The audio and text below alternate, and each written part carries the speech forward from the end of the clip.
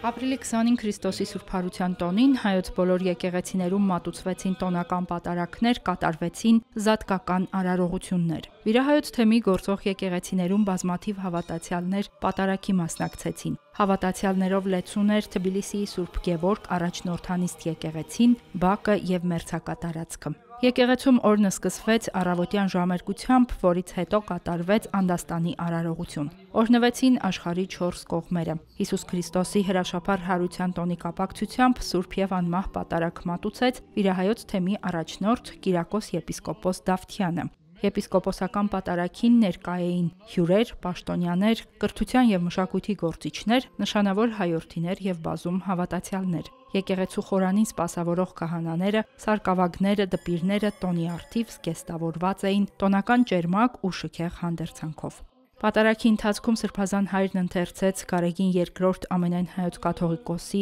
զատկական պատգամը։ Արարողության ավարտին թեմակալ առաջնորդը շնորհավորեց հավատացյալներին Հիսուս Քրիստոսի հրաշափառ հարության, չարի դեմ բարու, խավարի դեմ լույսի հաղթանակի տոնի կապակցությամբ։ Այնուհետև Կիրակոս եպիսկոպոսի ձեռամբ օրհնվեցին զատկական խորհրդանիշ ներկված հավկիթները։ Պահպանիչ աղոթքից հետո եկեղեցական սիրված տոնի առթիվ սկիզբ առավ ժողովրդական տոնախմբություն։ Եկեղեցու բակում հյուրասիրություն էր կազմակերպվել։ Հավատացյալները զատկական ուտեստներ համտեսեցին։ Հերմինե Հակոբյան, Աննա Մկրտիչյան, Եկեղեցական կյանք։